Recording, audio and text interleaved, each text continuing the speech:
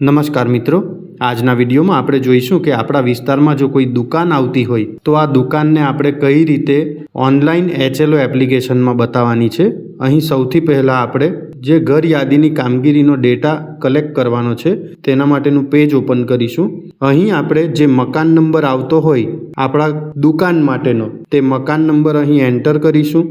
મકાન number enter કર્યા બાદ અહીં તમે જોઈ શકો છો કે આપણે જો જનગણના ઘર નંબર દુકાનને ન આપીએ તો અહીં આપણે આગળનું બટન દબાવતા આ ફિલ્ડ ખાલી ન હોઈ શકે આવો મેસેજ આવે છે। એટલે કે જનગણના ઘર નંબરમાં આપણને આ રીતનો મેસેજ આવશે કે આ ફિલ્ડ આપણે ખાલી રાખી શકીએ નહીં। મતલબ કે આપણે દુકાનને પણ જનગણના ઘરનો નંબર આપવાનો જ થશે ફરજિયાત, તો જ આપણાથી આ દુકાનને મકાન તરીકે બતાવી શકાશે। અહીં આપણે આ દુકાનને જે આપણું જનગણના ઘર નંબર આવતું હોય તે બતાવવા આપણે નવું બટન પર ક્લિક કરીશું। તો તમે જોઈ શકો છો કે અહીં 21 નંબરનું મકાન છે, 21 નંબરનું જનગણના ઘર બની જશે। એટલે કે દુકાનને આપણે જનગણના ઘર નંબર 0021 આપ્યો છે। હવે આપણે આગળના બટન પર ક્લિક કરીએ તો તમે જોઈ શકો છો કે SE રેફરન્સ માટેનું જે ટેબ છે તે ખુલી ગઈ છે। અહીં આપણે ના કરી દઈશું। હવે મિત્રો જે અમુક બેઝિક માહિતી છે, કારણ કે જે દુકાન છે એક સ્ટ્રક્ચર ઊભું છે તો તેના માટે આપણે જે બેઝિક માહિતી છે તે તો નાખવી જ પડશે।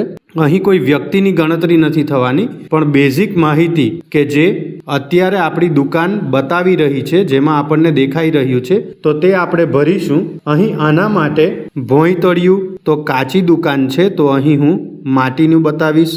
ત્યારબાદ જો દિવાલ કઈ બની છે આપણી દુકાનની તો દિવાલ અહીં વાંસ અને લીપણની છે તો અહીં ફરીથી 1 નંબર આપીશ। ત્યારબાદ આગળ જઈશ। અહીં 6થા નંબરનો પ્રશ્ન છે જેમાં મને પૂછવામાં આવ્યું છે કે છત શેની બની છે, તો અહીં છત સિમેન્ટના પતરાની બની છે તો અહીં હું 8 નંબરનું ઓપ્શન સિલેક્ટ કરીશ।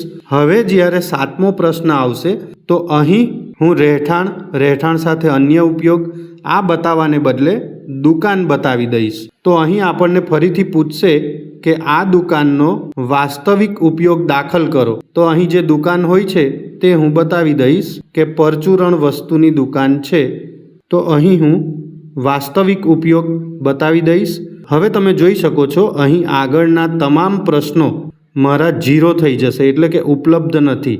ડાયરેક્ટ મારે 34મા સવાલને સ્કીપ કરીને ખાતરી કરો એટલે કે સેવ બટન પર ક્લિક કરવાનું છે। તો તમે જોઈ શકો છો કે મારી દુકાન માટેનો જે જનગણના ઘર નંબર આપ્યો પછી જ હું આ દુકાનને વસ્તી ગણતરીમાં એન્ટર કરી શકીશ। તો અહીં આપણે આ વસ્તુ ખાસ ધ્યાન રાખવાની છે કે જો દુકાન હોય, કોઈ બંધ મકાન હોય, કોલેજ હોય, શાળા હોય તો તેને પણ આપણે જનગણના ઘર નંબર તો આપવું જ પડશે।